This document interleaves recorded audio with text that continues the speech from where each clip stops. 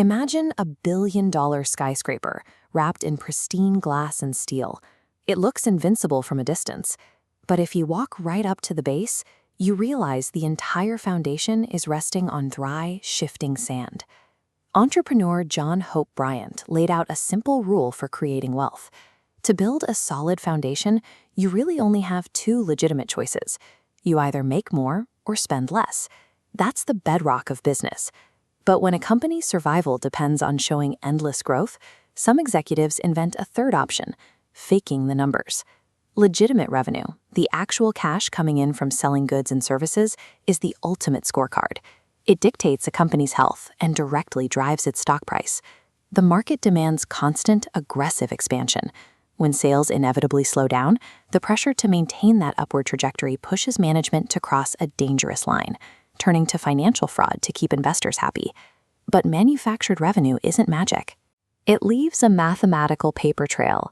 By applying forensic analysis, we can cut through the illusion and see exactly how the fraud is built. The first trick in the playbook is called premature recognition. The golden rule of accounting is that you only record revenue when a service or product is actually delivered to the customer. This timeline shows exactly how companies break that rule. Take the travel company Yatra, which recognized revenue the moment a booking was made. By dragging future uncertain earnings, like a hotel stay months away, backward into the present, they artificially swelled their current totals. If those bookings get canceled, the financial reports are rendered useless. Moving future money is bad enough, but some companies don't wait for future sales at all. They resort to round-tripping and fake invoices.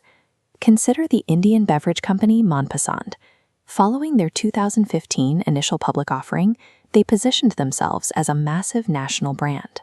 Their profits and revenues soared, and investors poured in.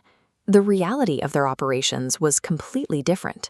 Monpasand was faking transactions with a network of dummy suppliers that existed entirely on paper.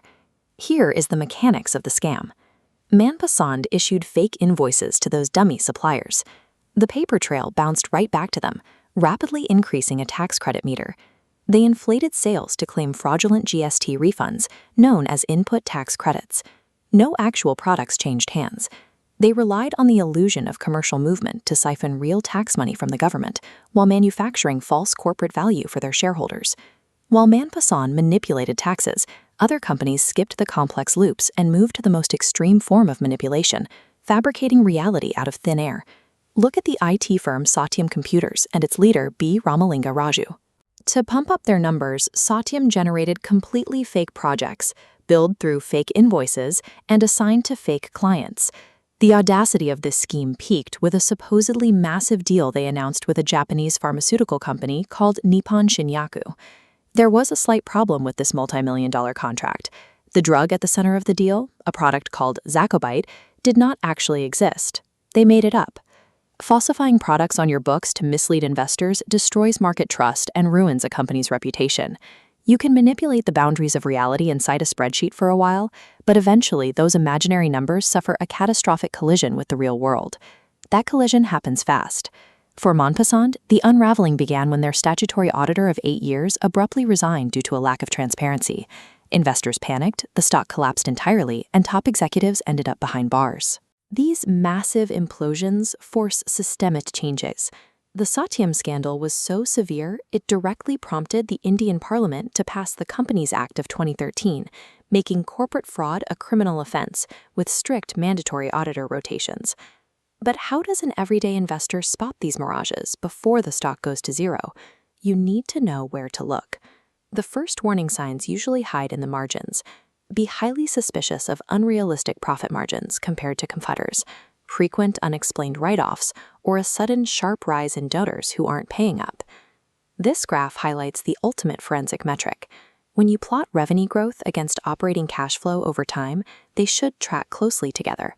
If the revenue line angles sharply upward while the cash flow line remains flat or dips down, flashing a massive red warning indicator, the company is booking sales on paper but not actually collecting any money. Another major structural flaw is customer concentration. If a single slice of this pie, representing just one client, takes up more than 30% of a company's total revenue, the entire business is highly vulnerable to manipulation or sudden collapse. A soaring stock price and perfect spreadsheets mean absolutely nothing if the underlying cash isn't real. Forensic analysis provides the critical lens we need to separate genuine business growth from a fabricated financial crime.